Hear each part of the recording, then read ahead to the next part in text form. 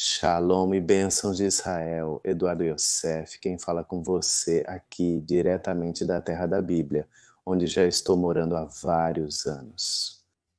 Há alguns meses atrás, ou seja, quando estávamos quase nos primeiros meses da pandemia, lá pelo ano de 2019, o Senhor falou às nossas vidas e nos pediu para sermos uma ponte de bênção.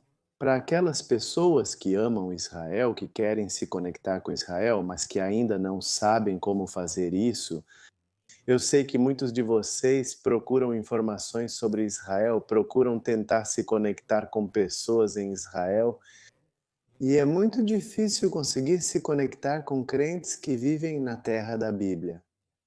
Nós estamos aqui desde o ano de 2002 e por muitos anos estivemos trabalhando nesta nação, tentando abençoar a nação. E até hoje tentamos fazer isso de uma maneira muito especial. Por diferentes passos, desculpe, por diferentes passos simples que seguimos adiante sob estratégias que o próprio Deus nos deu.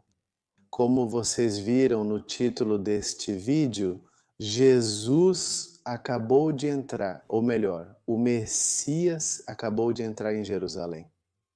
A realidade é que o Messias já entrou em Jerusalém, mas em uma cultura onde muitos de vocês que estão do outro lado do mundo não têm isso totalmente claro. Ou seja, quando ele entrou na cidade de Jerusalém, entrou em um idioma, como se fala hoje em dia, encontrou uma cultura, como em muitos casos encontra-se hoje em dia com muitos movimentos religiosos, como se encontram atualmente. Ou seja, a Jerusalém de hoje é quase muito semelhante à Jerusalém de 2000 anos atrás. E o que nós vamos fazer hoje? Por isso, eu vou pedir a vocês que estão do outro lado que prestem muita atenção. Porque o que vamos fazer hoje é voltar 2000 anos no tempo e descobrir a pessoa do Messias do ponto de vista histórico, arqueológico e geográfico. Ou seja, nós vamos nos encontrar, vamos tentar nos transportar exatamente para a cidade de Jerusalém e ver, na semana em que ele entrou em Jerusalém, que era a semana da festa dos tabernáculos, ele fez um milagre naquele dia de uma maneira super especial. E a realidade é que muitas coisas aconteceram quando saíram da sua boca na cultura em que ele estava. Mas muitos, como eu disse antes, que estão do outro lado do mundo, não conseguem entender o contexto geral do Messias. E há muitos debates sobre o Yeshua histórico. Nós estamos trazendo aqui uma parte que é a aula número 6 de 8, aulas de um curso chamado O Yeshua Histórico, que faz parte da nossa academia, online, exclusivo daqui diretamente de Israel. Por isso eu dizia desde o início que Deus nos enviou para abençoar muitos de vocês que estão do outro lado, por meio de diferentes cursos arqueológicos, históricos, bíblicos, de crentes, para que vocês possam entender as escrituras no contexto em que os acontecimentos bíblicos foram escritos. 80% dos acontecimentos bíblicos aconteceram aqui, nas terras da Bíblia, no lugar onde nós respiramos e caminhamos todos os dias. Nós tivemos e temos a bênção de estar aqui. E queremos daqui ser uma extensão de braços e pés para vocês que estão do outro lado da tela. Então vou pedir que prestem muita atenção nos próximos minutos, porque vamos mostrar um vídeo para vocês. Olha, se tiver tempo, pegue uma caneta, um caderno, porque você vai anotar muita coisa. Se você tiver a possibilidade de ter uma Bíblia por perto, pegue sua Bíblia, porque também vai poder comparar com as Escrituras. Muitas das coisas que vamos compartilhar aqui. E se você tem sua família por perto, peça para que façam silêncio, porque você precisa se concentrar no que vai ver neste material. Novamente, é um material super exclusivo. Se você não tem tempo agora para ficar e assistir a esta aula, eu aconselho que não assista, que veja em outro momento. Mas se você tem tempo, então tente ficar 100% conectado neste vídeo. E não avance, não se adiante, não tente chegar rápido ao final, porque as ideias estão organizadas de forma cronológica. Se você perder a ideia do minuto, por exemplo, 5, não vai conseguir interpretar o que acontece no minuto 40. Então tentem ficar bem atentos do começo ao fim. E assim que o vídeo terminar, a gente vai se encontrar de novo aqui, porque eu tenho algo importante para compartilhar com você. Então não avance agora para ir direto ao final, mas preste atenção à aula e fique atento novamente ao que Deus vai falar para a sua vida. Sem dúvidas, você vai descobrir aqui algo novo que nunca viu antes com os olhos que está vendo até agora. Depois que passar por esta aula, você vai poder ter outro tipo de observação sobre as Escrituras do que tem até agora. Então preste muita atenção, porque você vai ser transportado nos próximos 40 minutos a um entendimento superior das Escrituras, entendendo as Escrituras em seu contexto, em sua arqueologia e em sua cultura, na qual o Messias entrou em Jerusalém há 2000 anos atrás. Então, sem mais delongas, convido vocês a assistirem a esta aula e não percam por nada. Então, vamos lá, continuem e aproveitem esta aula que preparamos para vocês.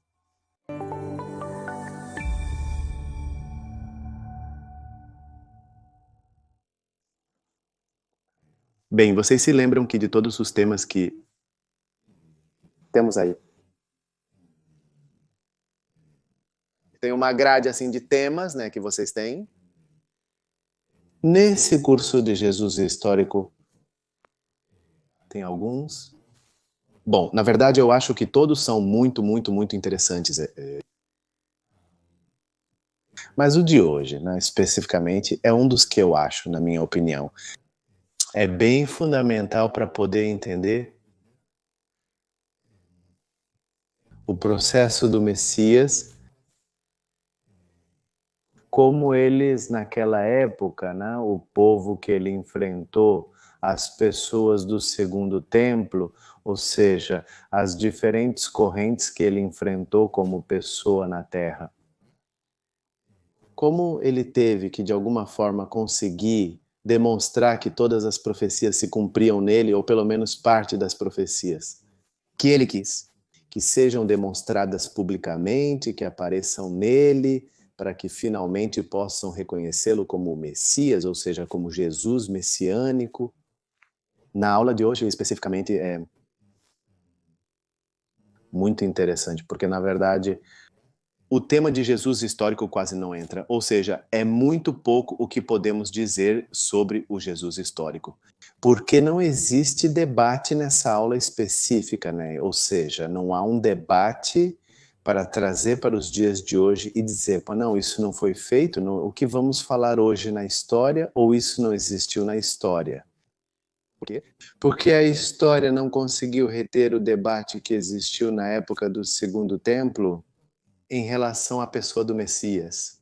Ou seja, do ponto de vista dos milagres, historicamente não há como demonstrar que houve ou que não houve, porque justamente são milagres. Então, o que se pode ver do ponto de vista histórico? Onde aconteceu esse milagre? Ou seja, a área, o setor. E então se buscam testemunhos das pessoas que viveram naquela época. Se ficou algo enxertado ou incrustado em algum tipo de rocha, em alguma casa onde eles. Por exemplo, o milagre do paralítico, aquele na cidade de Cafarnaum, onde aconteceu, em que casa foi.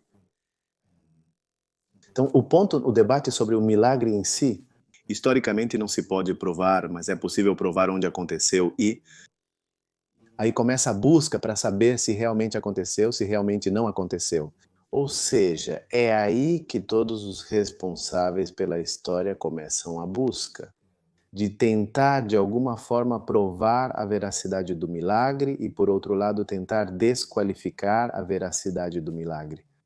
Mas sim, o que acontece de interessante aqui é que muitos dos que leem as Escrituras, leem a Bíblia, não conseguiram captar completamente. Quais foram os milagres intencionais que Jesus fez para que ele fosse reconhecido como Messias? E quais foram simplesmente por compaixão, que simplesmente ele fez porque ele quis fazer? Vocês devem saber, caso não soubessem, que na época do Segundo Templo, em algum momento eu falei para vocês que foi um período em que muitos se apresentavam como Messias, se autodenominavam Messias. Era uma época muito comum em que todos estavam esperando a era messiânica. Lembrem-se que para o povo judeu se fala muito sobre a era messiânica. E não tanto de uma pessoa que cumpre como o Messias. Ou seja, sabe-se que é uma pessoa que é quem cumpre o papel do Messias. Mas tudo tem que acontecer ou tudo tem que se cumprir em uma era específica, né? O que chamavam na época do Segundo Templo de era messiânica. Por quê? Porque todas as condições exatamente estavam dadas para que o Messias viesse pela primeira vez à Terra. Agora, a pergunta era, de todos que nesse período haviam se autoproclamado Messias, porque foram muito mais do que um. No caso do Novo Testamento, vocês vão encontrar, por exemplo, com Simão, um deles que se autoproclamou Messias. Em todos os livros rabínicos há um monte de nomes, há uma lista incrível de nomes de pessoas que se autoproclamaram Messias. Agora, a pergunta para os líderes daquela época era como eles podiam identificar quem realmente cumpria os requisitos do Messias. Então, na aula de hoje, nós vamos conseguir descobrir ou vamos conseguir entender um pouco mais a fundo como aquele povo daquela época, a geração, como Jesus chamou daquela época, como eles tiveram o desafio de tentar interpretar se verdadeiramente ele era o Messias Jesus. Hoje nós vamos ver que ele tentou fazer isso da melhor maneira, de forma magistral como ele pôde. Mas, tristemente, houve muitos que não o aceitaram em sua época. Nós sabemos que sim, houve pessoas que o aceitaram, mas também sabemos que a grande maioria no ambiente em que ele esteve não o aceitaram. E isso se devia a diferentes razões. Havia diferentes questionamentos ou diferentes leis que o judaísmo rabínico daquela época havia imposto ao povo para colocar o Messias dentro de uma espécie de menu. Então eles pegavam uma espécie de folhinha que eles tinham escrito, onde eles determinavam: se cumprir isso, é o Messias. Se cumprir isso, é o Messias. Se cumprir isso. Então era uma lista de coisas. Eles iam marcando como vi, cumpriu, cumpriu ou não, demais ou não faz sentido para mim. Então tudo ia depender do que a liderança daquela época dizia. Se a liderança daquela época levantava o dedo, ou seja, levantava o polegar para dizer positivo, então podia seguir em frente. Se a liderança daquela época baixava o dedo, então nós tivemos a consequência do que aconteceu na cruz. Então, obviamente, tudo estava planejado e orquestrado por Deus, que assim tinha que ser. A culpa não foi da liderança por dizer, vá Jesus para a cruz, mas sim foi um plano divino de Deus que já estava planejado desde aquela época. Mas sim, o que nós vamos entender é como essas pessoas daquela época tiveram uma dificuldade terrível em determinar se realmente ele era o Messias ou não. É por isso que, de certa forma, nós vamos entender como é que hoje em dia, até mesmo nos dias de hoje, existe tanta confusão em relação ao tema de se o Messias vai retornar, como vai ser, o que vai acontecer, o que vai suceder. Então, até hoje, o povo judeu continua tendo uma lista, e essa lista continua tendo requisitos. E é como uma espécie de menu. Então, essa espécie de menu vão determinar se realmente aquele que tem que retornar, que nós sabemos que o Messias vai retornar, realmente é aquele que tinha que vir. Ou seja, aquele que veio há 2000 anos atrás. Ou, na verdade, está vindo outro. Lembrem que no Novo Testamento foi feita uma pergunta parecida com essa. Agora nós vamos ver como foi que isso aconteceu. Mas é importante entender que para o povo judeu, o Antigo Testamento é inseparável. Eles, de qualquer forma, tinham que se basear no Antigo Testamento. E um dos profetas que falaram sobre a era messiânica foi Isaías, ou seja, eles não podiam ignorar Isaías. Ele foi o profeta que lhes falou sobre o que aconteceria na era messiânica. Se o Messias, chame-se como se chamar, porque eles sabiam, inclusive só teriam o nome dele no capítulo 53, onde depois ele começaria a mostrar diferentes acontecimentos que iriam acontecer com o Messias. E começa a dar uma lista também de nomes, de como ele será. Até hoje, nós sabemos que aqui no Rabinato, dentro das diferentes correntes do judaísmo, tentam provar que Isaías 53, quando fala do servo sofredor, não está falando sobre o Messias, como eles chamam de Messias cristão, quando na verdade Jesus, e é importante destacar, ele não era cristão, ele era judeu cristão. Esse termo vem mais tarde, não vem exatamente com o nascimento de Jesus, mas esse termo é utilizado muito, muito tempo depois. Mas no livro de Isaías, que era o profeta que falava sobre tudo o que iria acontecer na era messiânica, ele dava certos requisitos que o judaísmo rabínico usou para colocar na sua lista de coisas que o Messias deveria cumprir. E uma delas, por exemplo, ou várias delas, estavam incluídas nos milagres. É por isso que justamente quando nós falamos sobre o Yeshua histórico acaba se transformando finalmente no Yeshua messiânico. Porque ele cumpre certos requisitos que, segundo o profeta Isaías, eram exigidos ou havia sido revelado que o Messias tinha que cumprir, e Yeshua os cumpriu neles. Na época do Segundo Templo, esse tipo de requisitos se concretizam especificamente na pessoa de Yeshua. Por exemplo, vamos a Isaías, capítulo 35. Diz então os olhos, verso 5, diz. Então os olhos dos cegos serão abertos e os ouvidos dos surdos se abrirão. Então o coxo saltará como um cervo e a língua do mudo cantará, porque águas brotarão no deserto e torrentes na solidão. E em Isaías 26, versículo 19 diz: Teus mortos viverão, seus cadáveres ressuscitarão, despertai e cantai, moradores do pó, porque o teu orvalho é como o orvalho das hortaliças, e a terra dará à luz os seus mortos. Aqui está uma lista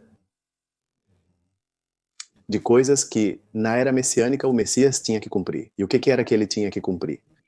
Milagres. Então havia milagres que eram milagres cotidianos, que até mesmo eram estudados na escola de rabinato.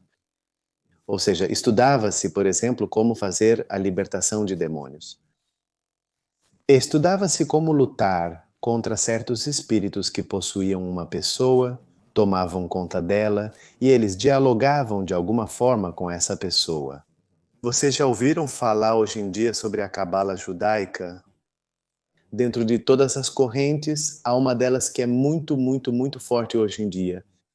Na verdade, há muitos crentes, infelizmente, que seguem os judeus que praticam a cabala e acabam se envolvendo nisso. No YouTube, eles têm milhares de seguidores em suas páginas, em suas redes sociais, milhares de seguidores, onde eles dão certas estratégias espirituais, né, que são os cabalistas, e então é como tudo, muito místico.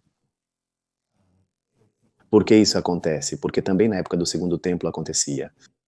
Ou seja, qualquer pessoa que estudava para se transformar finalmente em um líder da lei tinha certos requisitos a cumprir. E entre esses requisitos estava poder expulsar demônios, poder tirar coisas espirituais ruins que estavam dentro de algumas casas, espíritos malignos e coisas assim. Naquela época havia muita possessão no mundo espiritual, não é? Então eles eram treinados nesse ponto, mas havia certos milagres que eram pura e exclusivamente para o Messias, ou seja, nenhum ser humano sobre a face da terra podia realizá-los, somente o Messias. E entre eles aqui Isaías está nos dizendo que na era messiânica Isaías diz: os olhos dos cegos serão abertos, e isso não podia ser feito por qualquer pessoa, isso só podia ser feito pelo Messias. Ele nos diz que os ouvidos dos surdos se abrirão, o coxo saltará, a língua do mudo cantará, e também nos está dizendo que os mortos ressuscitarão. Então, esses eram milagres que pura e exclusivamente eram dados para o Messias. Ninguém mais podia fazê-los. Por que ninguém mais podia fazê-los? Porque não tinham a capacidade. Então, na aula de hoje, nós hoje em dia vamos passar por 4 milagres que somente o Messias pôde realizar. E vamos ver na reação histórica daquela época o que aconteceu com o povo. porque determinam, na maioria dos casos, que Jesus não era realmente o Messias por não cumprir esses 4 milagres, quando, na verdade, ele os cumpriu. Por exemplo, um dos milagres que só o Messias poderia realizar era o milagre da lepra. Libertar uma pessoa da lepra. Vocês sabiam que na época do Segundo Templo, e é muito comum ler nas Escrituras, no Novo Testamento, sobre pessoas que tinham lepra, ou seja, havia leprosos. E no Antigo Testamento também você vai encontrar o tema de que havia pessoas com lepra. Mas se vocês prestarem atenção e acompanharem as pessoas que tiveram lepra no Antigo Testamento, não vão encontrar muita coisa. Mas tudo bem, a gente vai ver isso mais adiante. O segundo milagre era o milagre da cegueira, ou seja, dar visão aos cegos, né? O terceiro milagre era o milagre do emudecimento, né? Ou seja, a língua do mudo cantará, né? E o quarto milagre era o milagre da ressurreição, ou seja, os cadáveres ressuscitarão. Então, isso iria acontecer na era messiânica e somente o Messias poderia cumprir. Agora, se nós formos para a época do Segundo Templo, Jesus já está em cena, ele está ali presente.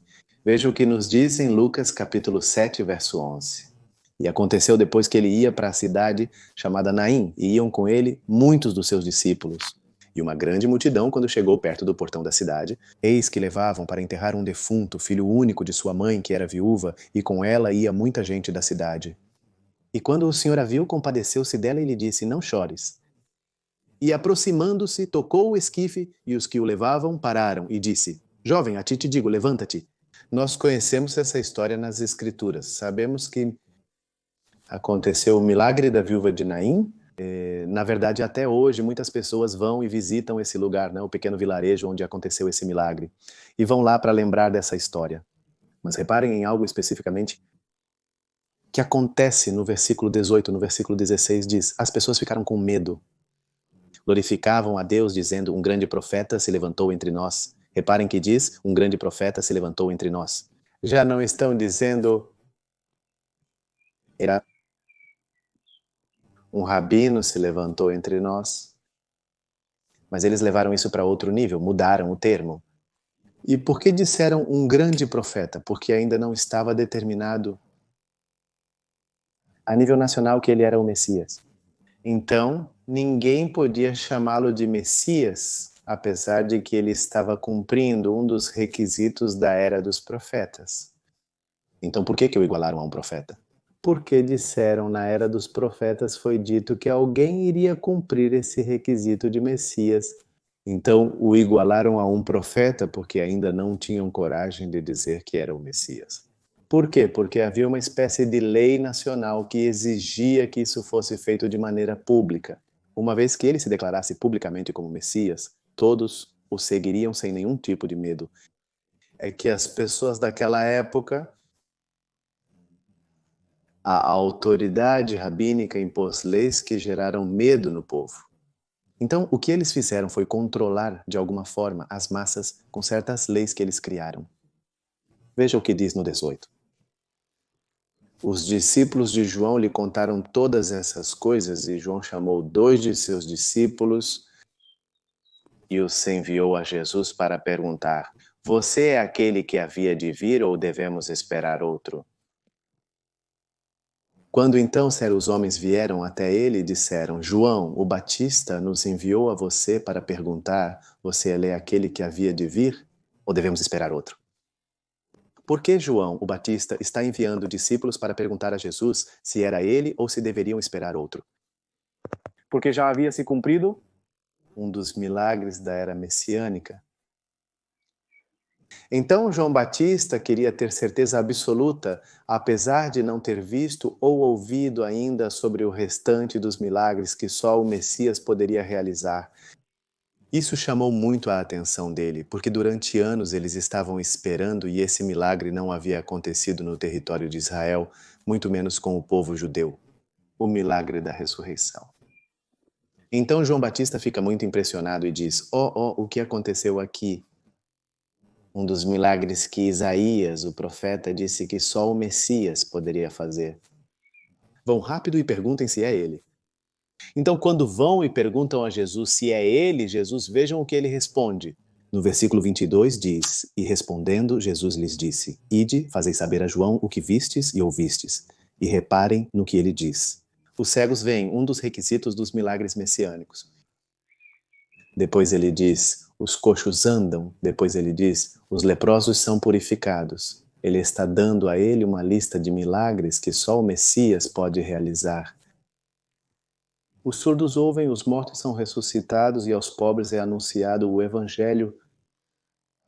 Muitas vezes, quando se lê as Escrituras, lê-se as Escrituras talvez de forma corrida, sem entender o contexto e a cultura em que os acontecimentos ocorreram. Então, é muito importante o que vocês vão aprender neste curso ou o que estão aprendendo até hoje, porque isso vai levar vocês a um nível de entendimento muito mais profundo. E o meu conselho é, tentem compartilhar esse conhecimento com outras pessoas. Porque muitas pessoas hoje em dia, como encaram a pessoa de Jesus, talvez de forma muito superficial, porque não conseguem compreender verdadeiramente tudo o que se cumpriu naquela época. Se não entendem o contexto, então é muito interessante entender o contexto de como as coisas aconteceram e quando aconteceram. Então, nós vamos estudar um pouco sobre o que era o milagre da lepra, por que a lepra se transformou em um dos milagres que os líderes da lei daquela época consideravam que tinha que ser um dos requisitos que somente o Messias poderia cumprir. Naquela época existia o que se chamava de etapa da investigação.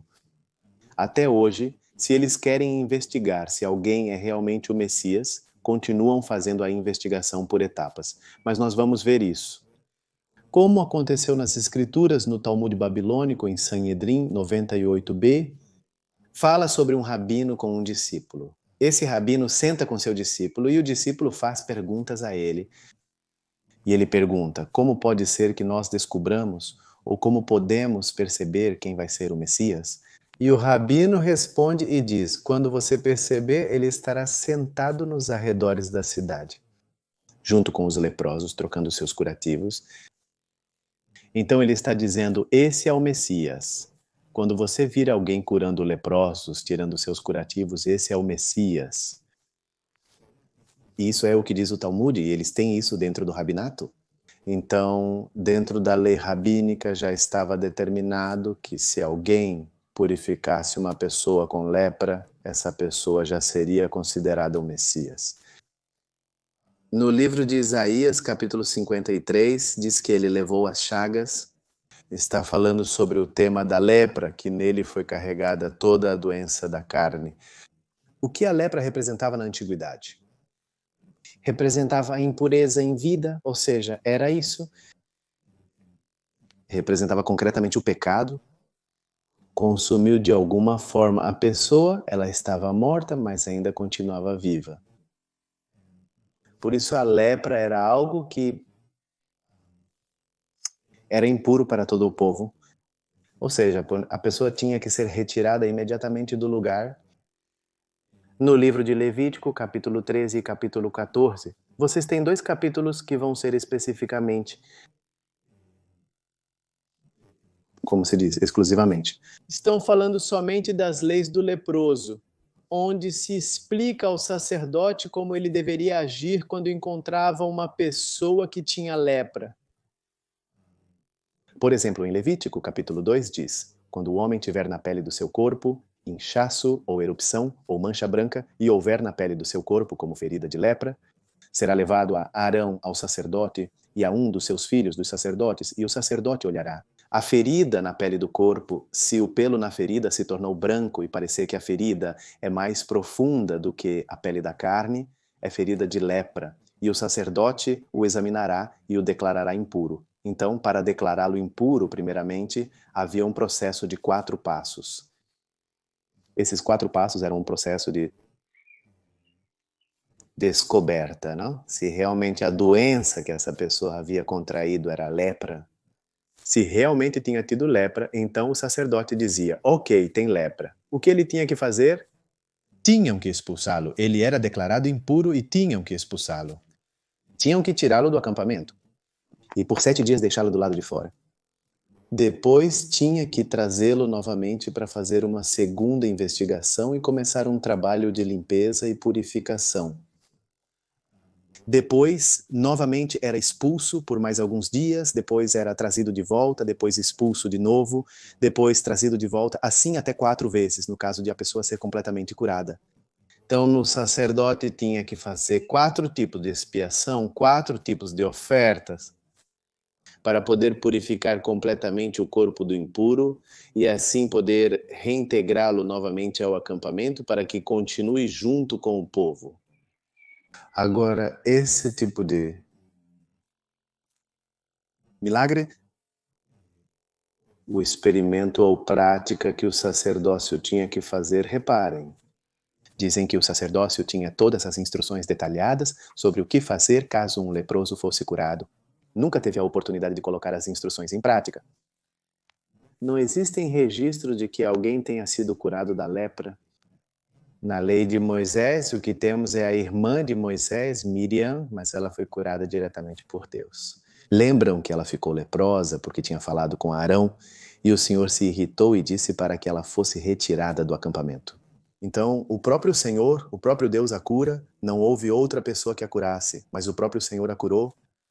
E temos outro caso no Antigo Testamento de Naamã, mas Naamã era sírio, ele não pertencia ao povo judeu. Portanto, Naamã não precisava se apresentar ao sacerdócio. Ou seja, o sacerdócio não precisava investigá-lo.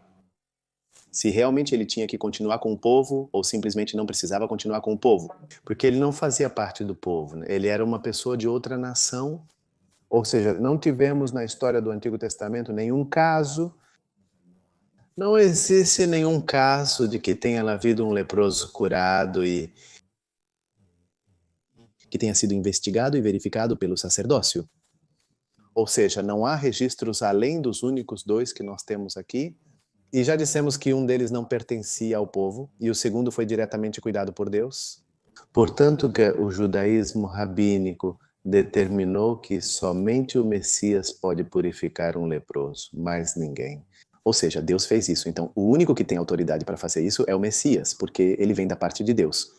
Ou seja, o Messias é Deus, portanto, o único que pode curá-lo é Deus. Mas para isso havia um processo. Eles seguiam o processo de Levítico 13 e 14, que eram as leis do leproso. Vamos para o Novo Testamento. No Novo Testamento vamos encontrar Jesus.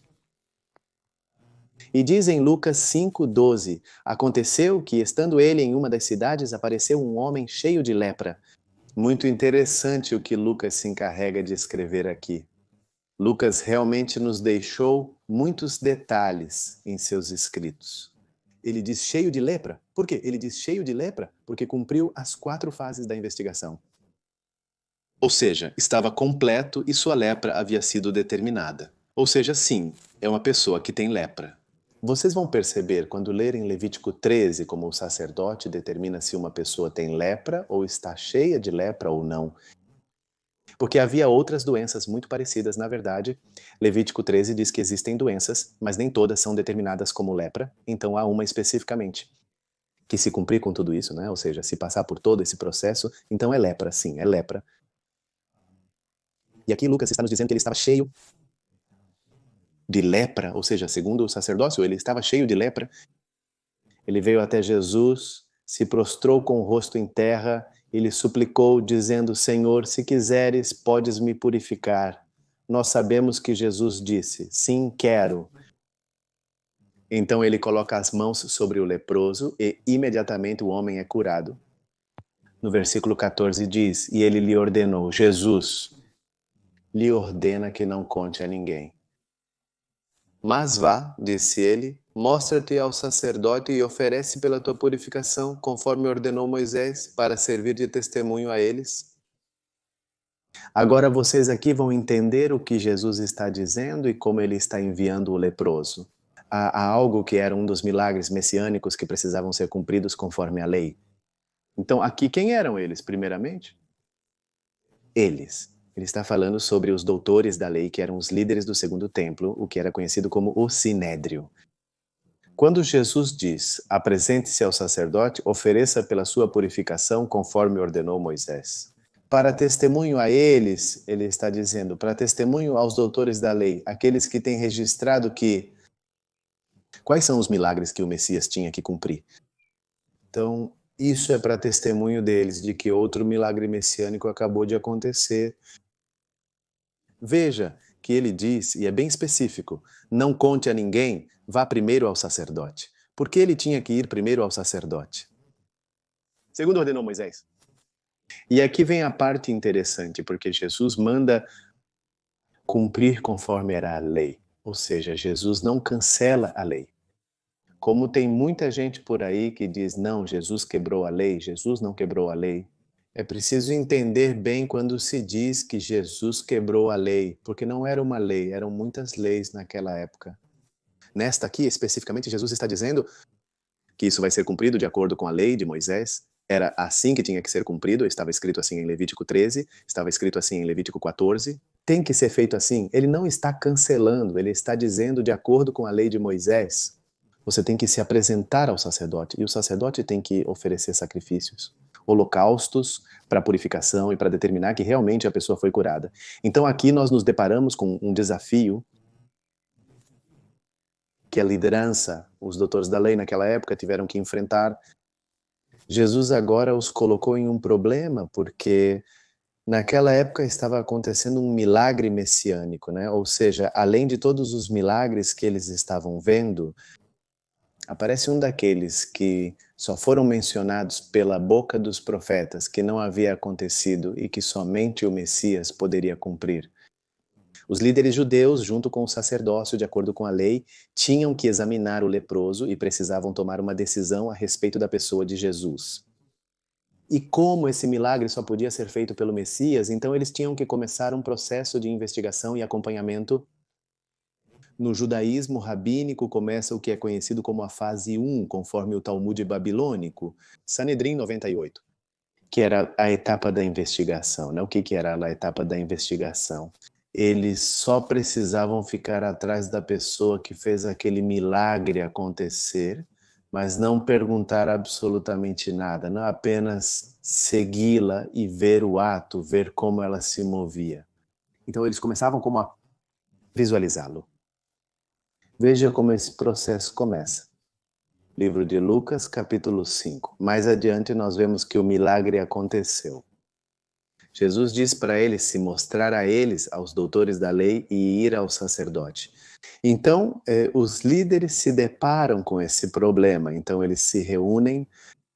O que aconteceu? Será que um milagre messiânico foi realizado? Precisamos seguir para a nossa fase, de acordo com a nossa fase. Nossos livros rabínicos nos determinam que precisamos investigar isso que aconteceu, porque é uma das provas de um dos milagres messiânicos. Se realmente ele é o Messias ou não é o Messias.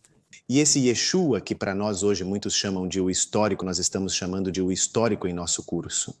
Mas naquela época eles estavam se confrontando no momento real, que depois se tornaria história. Mas no momento real eles estavam se encontrando com a pessoa que está aqui, que está acontecendo agora diante de nós. Lucas capítulo 5, versículo 17. E aconteceu num dia que ele estava ensinando Jesus e estavam sentados os fariseus e doutores da lei que tinham vindo. Prestem atenção, quem estava sentado ali. Jesus estava ensinando, ele estava ali dando um ensinamento, como fazia de costume. Mas aqui Lucas está nos dizendo algo a mais, está nos dizendo, prestem atenção nisso, ele está nos dizendo. E estavam sentados ali os fariseus da lei que tinham vindo de todas as aldeias da Galileia, da Judéia e de Jerusalém. Em resumo, eles estavam no processo que, segundo o judaísmo rabínico, era chamado de investigação. Eles entraram na sinagoga, entraram onde Jesus estava se reunindo com seu povo e simplesmente começaram a observar e ouvir o que Jesus iria fazer. Eles tinham que ir e levar um relatório ao Sinédrio em Jerusalém, mas reparem que até enviaram pessoas de Jerusalém. Por enquanto, eles estavam enviando líderes da lei de toda a região, ou seja, de toda a região, ele diz. E estavam sentados os fariseus e os doutores da lei, que tinham vindo de todas as aldeias da Galileia, da Judéia e de Jerusalém. Ou seja, Jerusalém, para que os líderes de Jerusalém venham a se mover. E isso sim, era algo que tinha causado muito alvoroço. Mas os líderes de Jerusalém foram até o norte, sentaram-se onde Jesus estava ensinando e estavam no processo da investigação. Agora acontece justamente algo nesse exato momento, e é algo grandioso. O que acontece nesse momento quando Jesus está ensinando?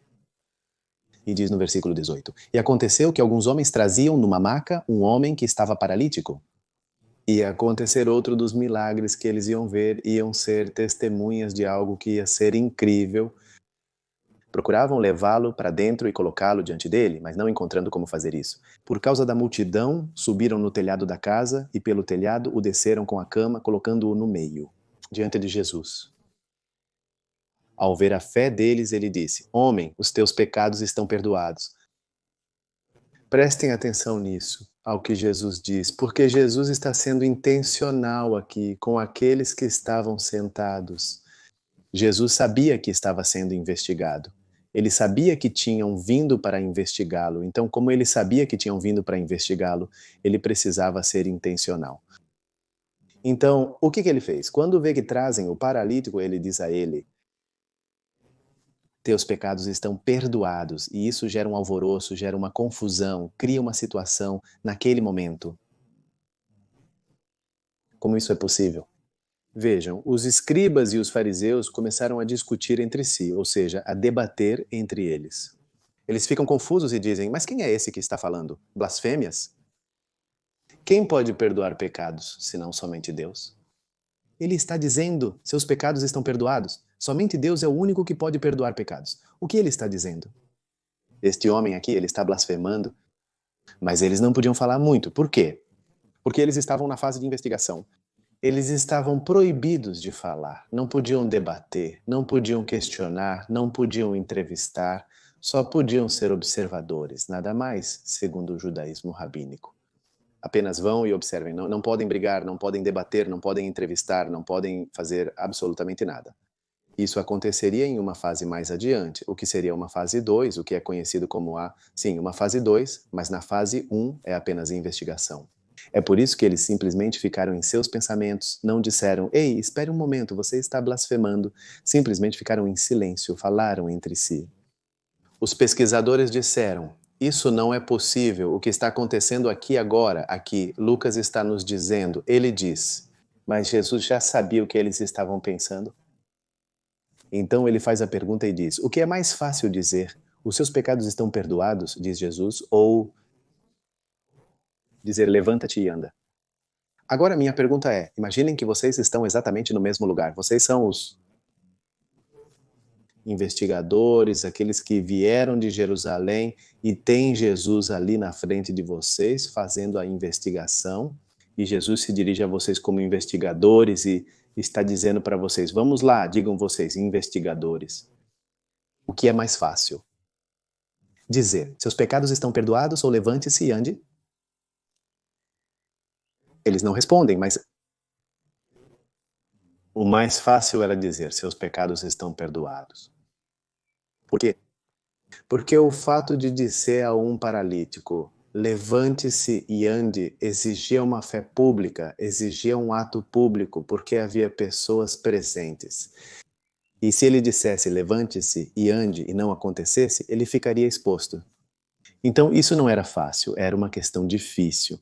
Então Jesus diz: Eu escolho a mais fácil, os seus pecados estão perdoados. Ninguém vê isso. Ninguém vê o que está acontecendo.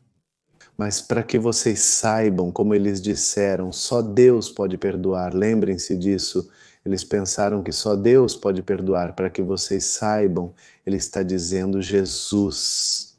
Pois, para que vocês saibam que o Filho do Homem tem autoridade na terra para perdoar pecados, disse ao paralítico: Eu te digo, levanta-te, pega a tua cama e vai para casa. Ou seja, Jesus não fez apenas o que era fácil, mas também demonstrou o que era difícil, cumprindo os pensamentos dos estudiosos.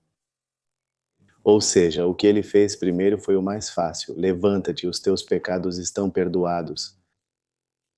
E isso gerou uma confusão. Só Deus pode fazer isso. Então ele pergunta: Ah, viram?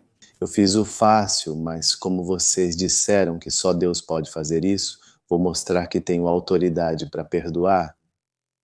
Levante-se e ande. Então o homem se levanta e foi embora. Diz imediatamente, levantando-se na presença deles e pegando a cama em que estava deitado. Ele foi para casa glorificando a Deus, e todos, tomados de assombro, glorificavam a Deus e, cheios de temor, diziam: Hoje vimos maravilhas. Um segundo milagre messiânico. Para nós, o milagre que havia se cumprido naquela época tinha acontecido diante dos pesquisadores, diante daqueles que estavam fazendo a investigação. Outro milagre que tinha que acontecer, e somente o Messias podia fazer, era o milagre da cegueira. Agora reparem que aqui neste milagre nós já vamos entrar em uma fase um pouco mais avançada. Jesus havia gerado uma espécie de revolta, de confusão, de debate e de pessoas que ainda estavam confusas. Ou seja, líderes que realmente queriam fazer o que eles haviam interpretado, que precisavam reconhecer o Messias e reconhecer a era messiânica. Mas, por outro lado, eles tinham a pressão da liderança, das leis, dos doutores da lei, aqueles que os haviam guiado naquele período, lembram? 400 anos de silêncio de Malaquias até Mateus. Deus não havia falado com seu povo. Então, aqueles líderes começaram a liderar seu povo e, nesse período, exerceram muita autoridade sobre o povo. E ao exercer muita autoridade, então eles tinham seu tipo de livro de bis que tinham que fazer de bi. Se realmente tudo isso for cumprido, então nós, a liderança, vamos determinar se sim ou se não. Já não importava mais o que estava escrito, e sim o que a liderança daquela época dizia. O que o judaísmo rabínico dizia, infelizmente, até hoje continua sendo exatamente a mesma coisa. Os rabinos são a autoridade absoluta, mesmo estando confusos. E mesmo que estejam fazendo coisas completamente fora do que é a lei de Moisés. Mas eles simplesmente seguem e dizem que tem que ser conforme os nossos rabinos determinaram. Então, aqui começa uma etapa do interrogatório. Aqui sim, eles já podem começar a perguntar, eles já podem começar a fazer questionamentos e enfrentar Jesus. Em Isaías 35, como lemos, diz: Então os olhos dos cegos serão abertos. Um dos milagres messiânicos. Os olhos dos cegos serão abertos. Em João 9:1, nós temos esse milagre que é o milagre para chamar de alguma forma, de todos os que Jesus fez. Este é o milagre que exigiu mais coragem. O que ele estava fazendo ali era tremendamente incrível. Ao passar, Jesus viu um homem cego de nascença e seus discípulos lhe perguntaram, dizendo: Rabi, quem pecou? Este ou seus pais, para que ele tenha nascido cego? Agora, reparem que essa pergunta é um pouco estranha. Não sei se vocês conseguem interpretar, não sei se vocês já pararam alguma vez para pensar nessa pergunta. A pergunta é: quem pecou? Este ou seus pais, para que tenha nascido cego? Então, o que há de estranho nessa pergunta? O que há de estranho nessa pergunta? Vocês talvez perguntem, como os discípulos podem perguntar isso? Quem pecou, ele ou seus pais, para que tenha nascido cego? Ou seja, se uma pessoa nasce cega, em que momento ela pecou? Quer dizer, quanto ela pecou? E que os discípulos estavam perguntando aqui. Os discípulos disseram: ele pecou para que tenha nascido cego. Então, para que ele tenha pecado? Para que ele tenha nascido cego quando teria ocorrido o seu pecado? O pecado teria que ter ocorrido durante o período da gravidez? Deu para entender? Essa é a pergunta que os discípulos estão fazendo. Ou seja, para que ele tenha nascido cego. No processo de 9 meses, essa pessoa teve que pecar. Se ela pecou nesse processo de 9 meses, então nasceu cega. Agora, a pergunta que os discípulos estão fazendo é: ele pecou então durante o tempo em que esteve dentro da barriga da mãe para que tenha nascido cego? Ou foram os pais que pecaram? Deu para entender? É bem interessante parar para pensar nisso às vezes, porque às vezes a gente lê isso bem rápido e não presta muita atenção. Mas aqui há uma influência da liderança rabínica da época do Segundo Templo. Por quê? Porque, de acordo com o judaísmo rabínico, um defeito de nascimento se devia a um pecado específico, ou seja, cometido pelos pais ou pelo próprio indivíduo. Isso é o que o judaísmo rabínico daquela época ensinava. A interpretação rabínica determina que havia algo que se chamava Yetzer Hara na língua hebraica, que significa a inclinação má, e Yetzer Atov, que é a inclinação boa. Essas duas inclinações, eles no judaísmo rabínico, se interpreta que já está presente no ventre no momento em que o feto, ou seja, no momento em que já entra vida no ser humano, já dentro da barriga da mãe, quando o ser humano começar a ser formado, mas eles interpretam que já existe a consciência da inclinação boa e da inclinação má no pequeno bebê que já está ali dentro da barriga da mãe dele. Então, durante os 9 meses da gestação, há uma espécie de luta, segundo o rabinato, dizem, de duas inclinações. Está a inclinação boa do bebê e a inclinação má do bebê. Por exemplo, eles perceberam que às vezes a mãe, no período de gravidez de 9 meses, sente como se fossem chutinhos e a mãe fica toda contente. Tem um chutinho do bebê, então conseguem sentir que o bebê está vivo, que está se mexendo. Se mexeu, mas está me dando um chutinho. No judaísmo rabínico, isso representa a rebeldia da criança, ou seja, o menino, a menina ou o bebezinho que está ali dentro. Teve uma inclinação má, então chutou a mãe. De dentro, ao chutar a mãe por dentro, então ela peca por consequência, então isso vai trazer para ela um pecado visível. Nesse caso, quando nasce, então já nasce cego. No caso desse, o cego de nascença. É por isso que os discípulos perguntam a Jesus por causa da influência rabínica daquela época, da época do Segundo Templo. Eles estão perguntando para ele, quem pecou? Este ou seus pais? Lembram qual foi a resposta de Jesus? Jesus, ele dá uma resposta. E Jesus diz, não foi que pecou este nem seus pais, mas para que as obras de Deus se manifestem nele.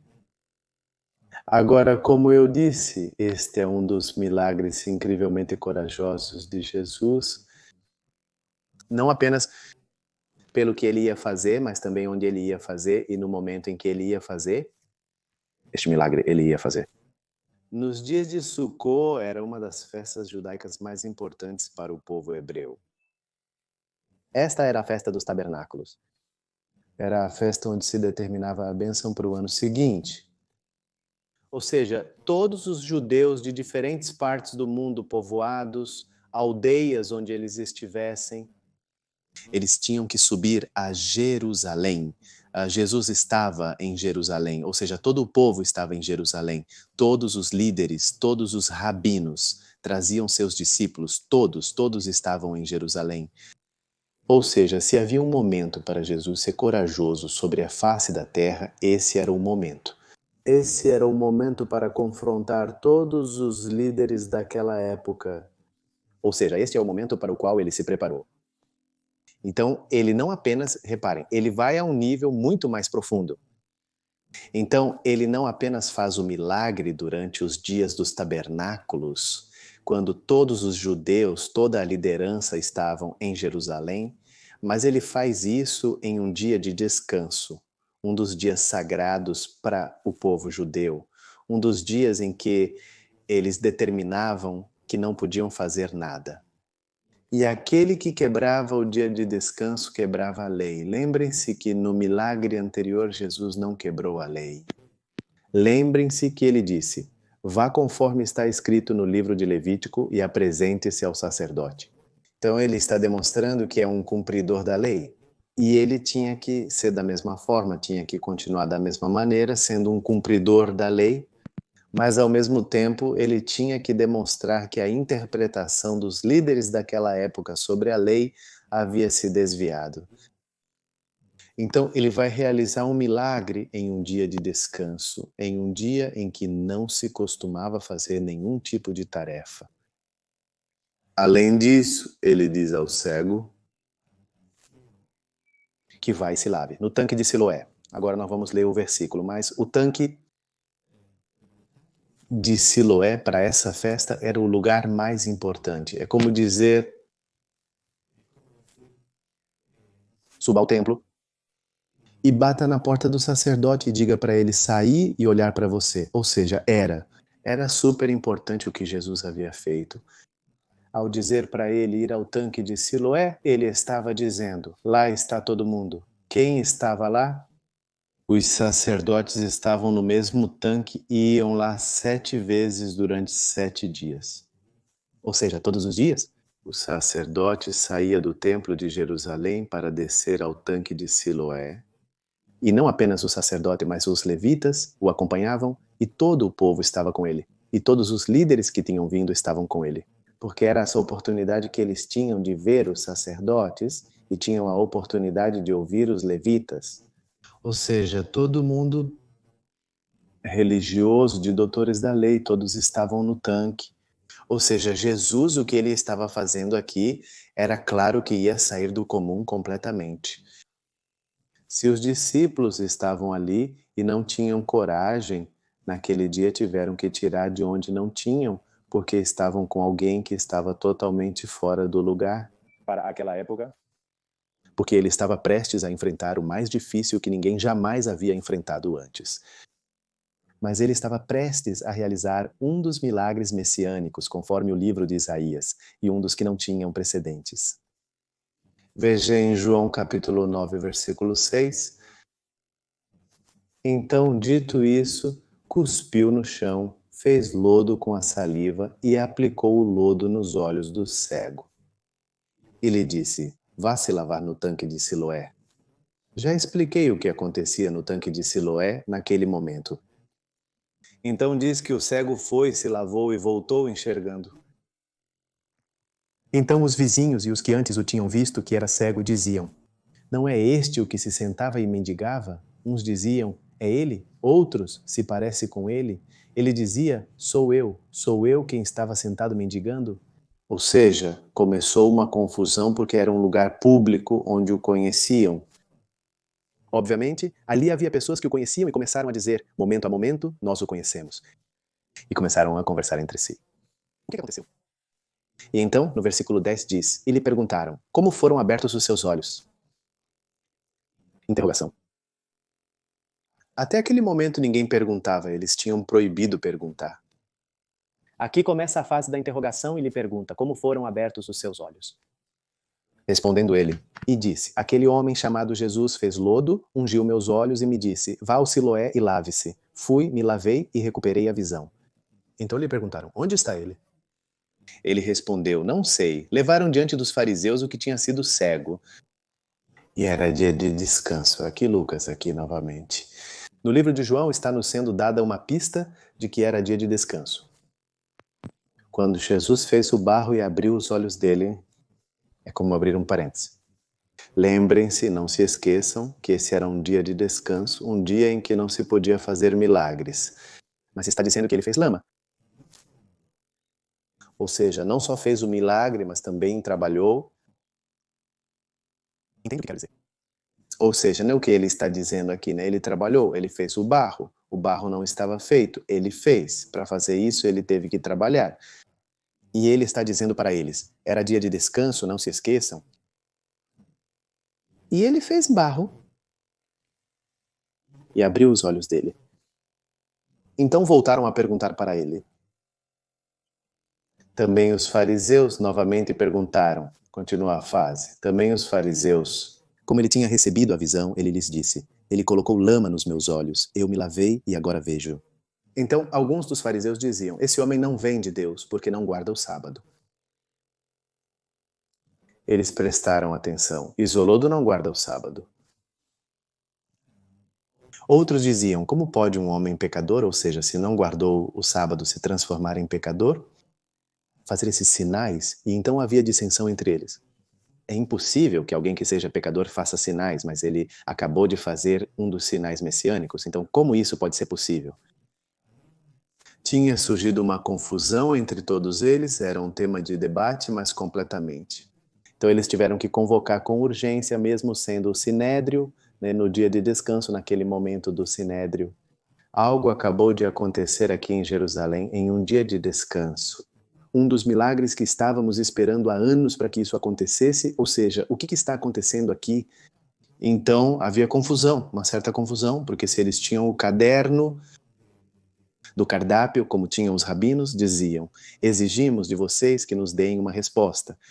É por isso que levaram o homem diante dos líderes. O cego, levaram ele até os líderes e disseram: exigimos que nos deem uma resposta. O que está acontecendo aqui? Diz: então voltaram a perguntar ao cego: o que você diz daquele que abriu seus olhos? Ou seja, eles estavam tão confusos, tão sem resposta, que novamente perguntaram ao cego. Mas os judeus não acreditavam que ele tinha sido cego, não acreditavam que realmente ele tinha sido cego. E que tinha recebido a visão? Até que chamaram os pais daquele que tinha recebido a visão e lhes perguntaram, dizendo: este é o filho de vocês? Ou seja, aquele que vocês dizem que nasceu cego, como? Agora ele enxerga? Seus pais responderam e disseram: sabemos que este é nosso filho e que nasceu cego, mas como ele agora enxerga, não sabemos. Ou quem abriu os olhos dele, nós também não sabemos, ele já tem idade, perguntem a ele, ele falará por si mesmo. Eles disseram isso porque tinham medo dos judeus, pois os judeus já haviam decidido que, se alguém confessasse que Yeshua era o Messias, seria expulso da sinagoga. Por isso seus pais disseram: ele já tem idade, perguntem a ele. Até aqui um parêntese. Lembrem-se que até aquele momento absolutamente ninguém podia reconhecer Yeshua. Como assim? Lembrem-se que quando aquele se levanta, a viúva de Naim o chama de profeta, diz que se levantou um profeta, mas ainda ninguém podia dizer que era um Messias. Por quê? Porque o Sinédrio não havia determinado isso publicamente, então eles tinham que determinar publicamente se realmente ele era o Messias ou não era o Messias. Então, se alguém que não fazia parte da liderança dissesse ele é o Messias, e então ia ser expulso da sinagoga? Ia ser expulso da comunidade. Para ser expulso da comunidade também havia um processo. É por isso que os pais do cego não quiseram, diz. Eles tiveram medo dos judeus, porque eles tiveram medo, porque não queriam ser expulsos, moravam em Jerusalém. Eles não queriam ser expulsos da comunidade. Então, embora ele tivesse sido cego, nasceu cego. Perguntem a ele, ele já é adulto, ele tem idade para isso. Não nos envolvam nesse problema. Foi isso que os pais disseram, no fim das contas. Então, no versículo 24 diz: chamaram novamente o homem que tinha sido cego e lhe disseram: dê glória a Deus. Nós sabemos que esse homem é pecador, então, como disseram, agradeça que realmente estamos aqui presentes, porque se você não tivesse se confundido, eles estão dizendo: esse homem é um pecador. Eles estão afirmando isso. Em outras palavras, no versículo 25 diz: então ele respondeu e disse: se ele é pecador, não sei. Uma coisa eu sei, eu era cego e agora vejo. Eles lhe perguntaram novamente: o que ele fez com você? Como ele abriu seus olhos? Novamente eles estavam confusos. Como um pecador pode abrir os olhos de um cego? Como isso pode ser possível? O cego lhes disse: eu já disse para vocês. E vocês não querem me escutar, não querem me ouvir porque querem me ouvir de novo. Vocês também querem ser discípulos dele? Ou seja, que aqui o cego teve coragem, ele estava falando contra a autoridade daquela época. Então ele está dizendo: vocês não querem me ouvir? Estão me perguntando e perguntando e perguntando, por que não se tornam discípulos dele? E pronto. Ou seja, acabou de acontecer um dos milagres messiânicos, é isso que ele está dizendo. E o insultaram, disseram: você é o discípulo, nós somos discípulos de Moisés. Lembre-se que Jesus antes tinha dito: vão conforme Levítico 13:14. Até aí, Jesus também estava demonstrando que ele estava cumprindo conforme a lei de Moisés. Tudo. Então eles dizem: nós sabemos que Deus falou a Moisés, mas quanto a esse não sabemos de onde ele é. Respondendo, o homem lhes disse: pois isso é maravilhoso, prestem atenção nisso. Isso é maravilhoso que vocês não saibam de onde ele é. E a mim ele abriu os olhos. E sabemos que Deus não ouve os pecadores, mas se alguém é temente a Deus e faz a sua vontade, a esse ele ouve. Desde o princípio, nunca se ouviu dizer que alguém abrisse os olhos de um que nasceu cego. Ou seja, era um milagre messiânico que não tinha precedente. Nunca antes na história da humanidade algo assim havia acontecido. Jesus estava realizando um dos milagres mais importantes de toda a sua época, enquanto caminhava sobre a face da terra. Um milagre que não teve precedente na história. Então o homem cego diz: se este não viesse de Deus, nada poderia fazer. 34 responderam e lhe disseram: você nasceu totalmente em pecado e quer nos ensinar? E o expulsaram. Em definitivo, eles estavam tão fechados por 400 anos de medo da autoridade religiosa. Os doutores da lei que tinham colocado naquela época, que não puderam contra o que havia acontecido naquele tempo, foram muitas coisas juntas. Para nós, isso não acontece hoje. Tantas coisas juntas como as que Jesus fez naquela época. Hoje nós vemos isso desse ponto de vista e dizemos que incrível o que Jesus fez naquele momento. Como ele cumpriu um dos milagres messiânicos. E essas pessoas não conseguiram perceber? É que foram muitas coisas ao mesmo tempo. Foi em um dia de tabernáculos, foi em um dia de descanso, e Jesus estava cumprindo várias coisas que eles tinham aqui, como se não, isso não pode ser possível, isso não pode estar acontecendo, isso não pode ser, não pode ser, não pode ser. Estavam os sacerdotes ficaram em silêncio, não falaram, os levitas ficaram em silêncio, não falaram, simplesmente era o povo contra os líderes. Onde estava o sacerdócio? Por que não estava dizendo nada? Onde estavam os levitas? Por que ninguém estava dizendo nada? Então era o povo que estava exigindo uma resposta, e os líderes também tinham se escondido, não sabiam o que dizer, e o que fizeram? Foram e atacaram o cego. E o cego vai, e eu imagino, com que a autoridade absolutamente que Deus tinha lhe dado.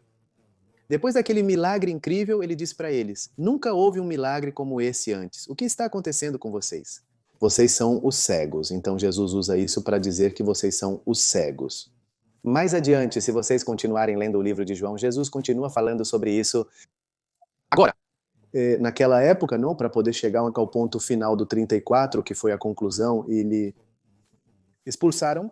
Existiam 3 processos que o judaísmo rabínico, os líderes, os doutores da lei tinham que fazer. Um era a repreensão. Isso durava 7 dias. Vocês vão ter o exemplo em 1 Timóteo 5, versículo 1. Aqui é o apóstolo Paulo. Lembram que ele era um rabino da época. Ele sabia do que estava falando e ele estava cumprindo ou ele estava fazendo conforme se fazia na lei rabínica daquela época. Segundo foi expulsar e terceiro é a expulsão. Ou seja, quando eles o expulsavam, concretamente estavam expulsando por um período determinado. Se essa pessoa não se corrigia com a repreensão, se corrigiu com a repreensão, tudo bem. Se não se corrigiu, nós a expulsamos e finalmente então vem a expulsão. Neste caso específico, não existiu com o cego o processo que era determinado. O que demonstra que a lei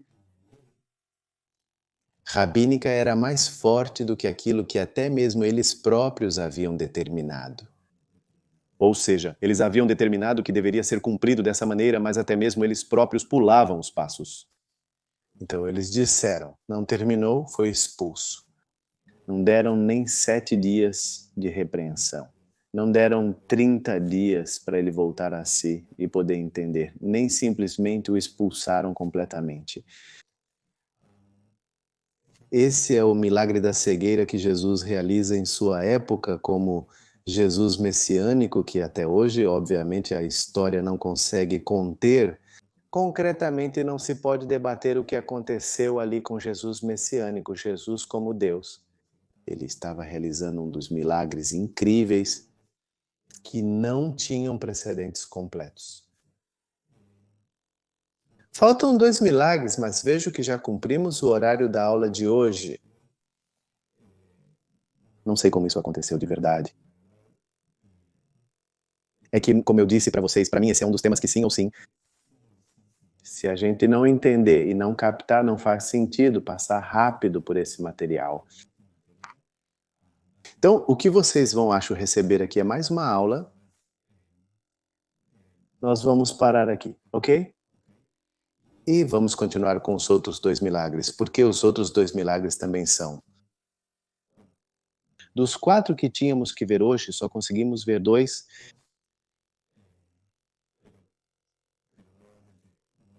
Não quero fazer os outros 2 rapidamente, só para cumprir o programa de hoje, porque acho que os outros 2 também são incríveis, como o que acabamos de ver, porque vão nos dar um entendimento muito mais profundo. Então, vamos parar por aqui.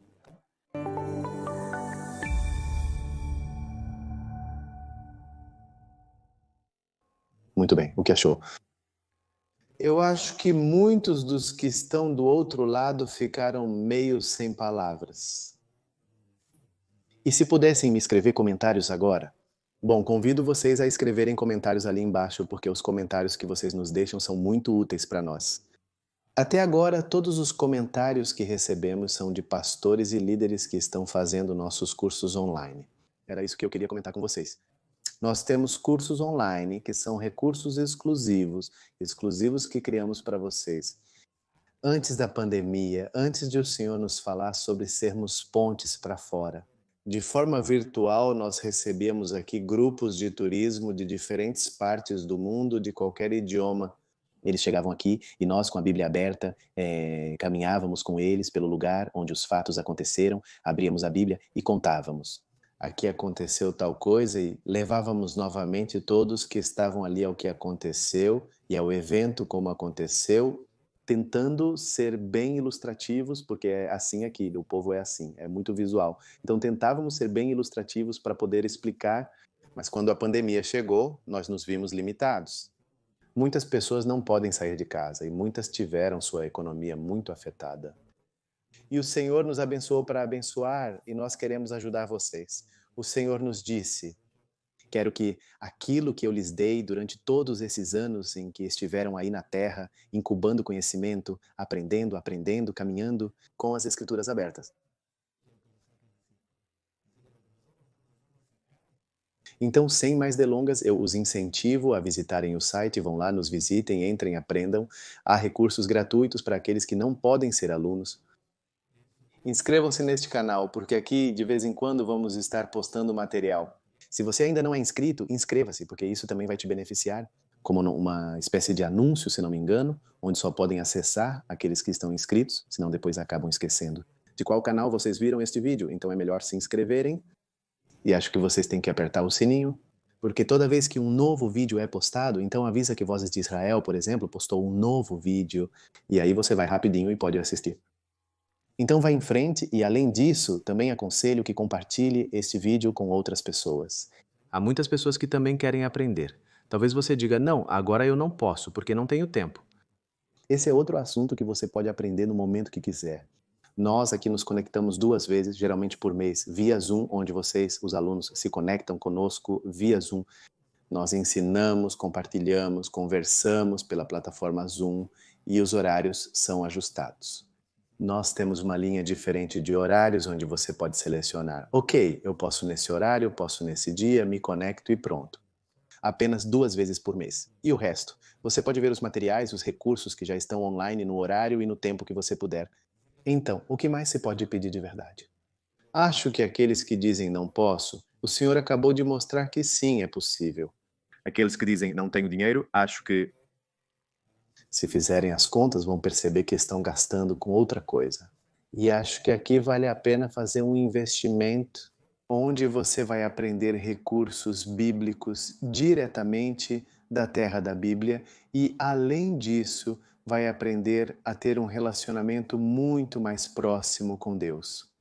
Porque você pode entender, de um ponto de vista, como acabamos de ver na aula anterior, acho que não tenho mais nada a dizer. O que acabamos de ver na aula anterior é incrível. E até tivemos que interromper a aula porque há tanto para contar. E somente aqueles que são membros, que são alunos, vão poder ver a continuação.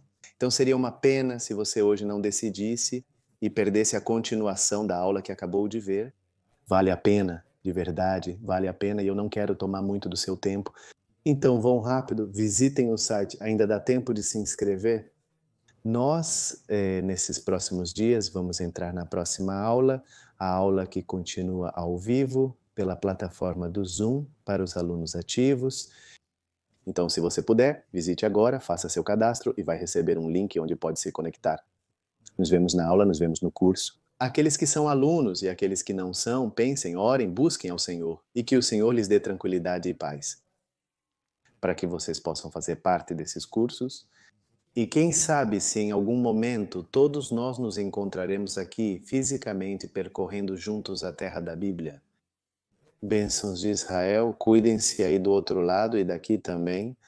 Estamos sempre orando por cada um de vocês. Amamos vocês e nos vemos nos cursos ou em algum próximo vídeo que tivermos por aqui. Shalom, shalom de Israel, mais uma vez, shalom e brachot. Tchau, tchau.